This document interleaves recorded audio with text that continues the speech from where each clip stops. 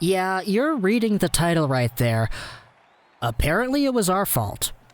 So, today we're talking about Mike Matheson, and I want to be very careful with the way that I talk about this stuff here, so I will say that at the very beginning of the video here, we will be talking about things as they happened. This is not me endorsing what's going on, we'll save that till the very end.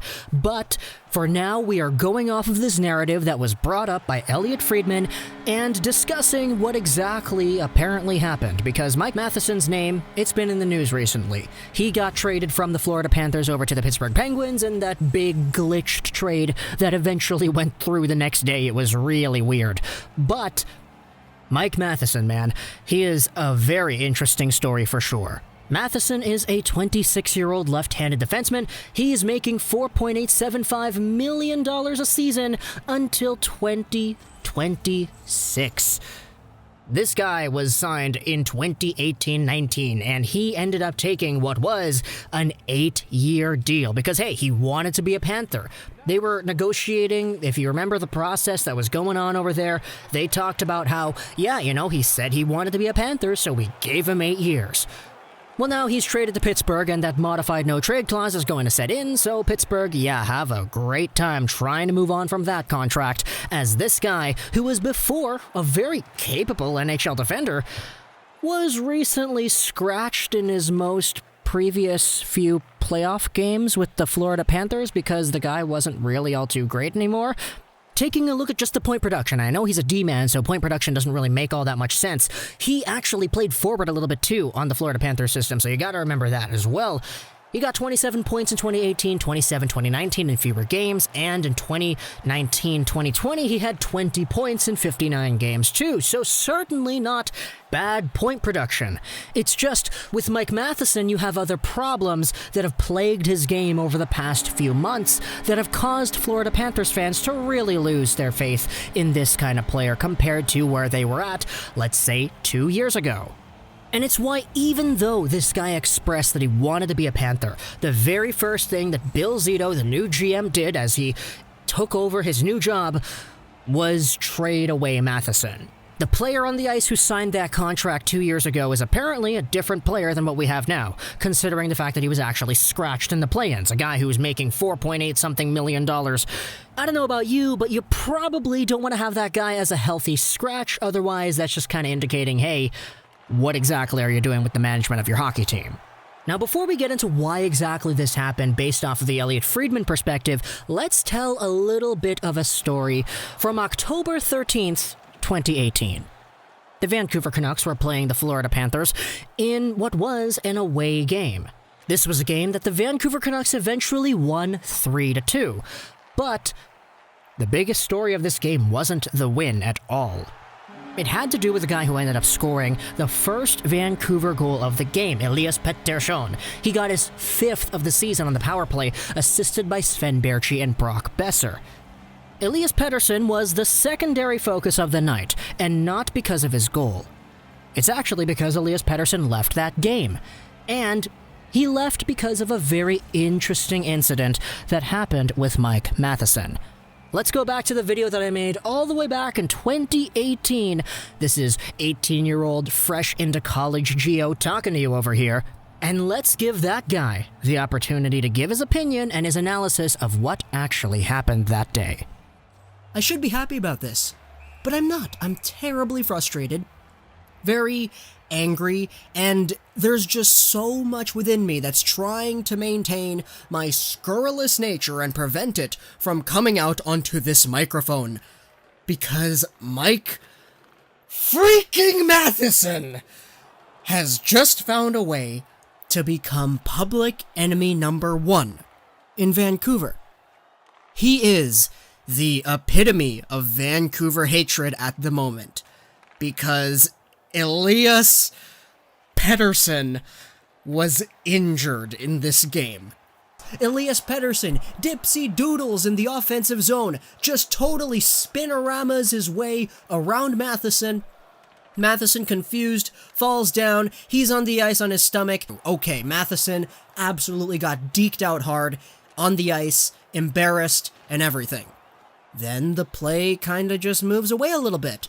The puck goes back over to Pettersson, right behind the net. He quickly passes it away. Matheson approaching Pettersson from behind, stick up, in between the legs, and then he absolutely nails Pettersson right into the boards. Oh no! And then that's not all. Pettersson kind of like moves a little bit. Matheson, he's got a grasp onto him, and then he just like chokeslams him right onto the ice. Heavy impact right there. If this was in WWE, the mat would have been bouncing up and down. But no, Pettersson gets chokeslammed right onto a hard ice surface. And he doesn't get up easily. He gets up by himself, but he gets up very slowly. And he walks off into the tunnel by himself. But, oh man, he was out for the rest of the game. And everybody on hockey Twitter was just united in a "what the hell, Matheson? You are a total POS right now" chant. So that's what happened. Mike Matheson chokeslammed Elias Pettersson, and Canucks fans went ablaze. This is where Elliotte Friedman talks about the turning point of Matheson in his career on Sportsnet 960. Take a look at this quote. "When Matheson hit Pettersson and got that suspension, he was really affected by how it played out on social media. It bothered him. It hurt. The Panthers believe it affected his play. I think they felt that he started to back off as a D-man."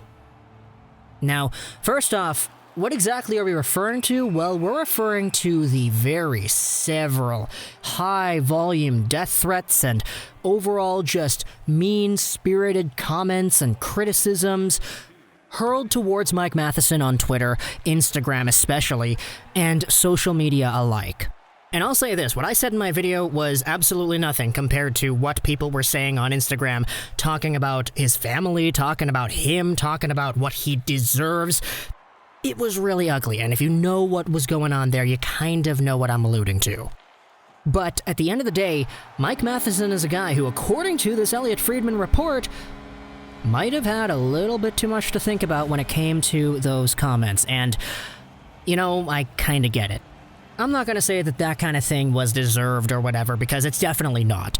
I know that Vancouver Canucks fans can get very nasty. Remember when Jesperi Kotkaniemi tackled Pettersson, and that guy started getting all the hate online too? Yeah, same thing there. Remember when Danique Martel kind of elbowed Troy Stecher in the head? Yeah, that guy got the same high-level volume of hate too. Even nationally speaking, remember at the World Juniors when Maxime Comtois was the captain and he took that penalty shot and he missed? Yeah. Same thing there. And of course, I'm not going to be the guy who says that that kind of discourse is correct or validated in any way.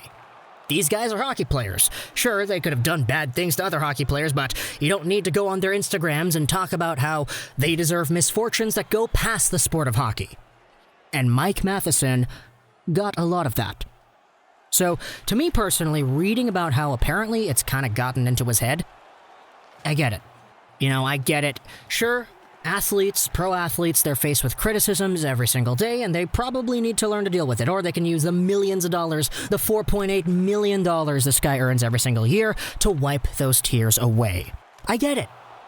But at the same time, social media is a brand new place, man. Once in a while, if you're in a position where everybody, it seems, is absolutely flaming you, that's tough to go through. And I know it's simple, you can just turn the phone off and take a break, obviously, but still, some people are better at dealing with that kind of stuff than others. So, while I get the criticism because he did something bad to a Vancouver fan base, and the fan base responded with the toxicity that we know that they're capable of getting, I certainly do sort of feel kind of bad that this guy subconsciously changed the entire way he plays hockey because of what a few fans said online.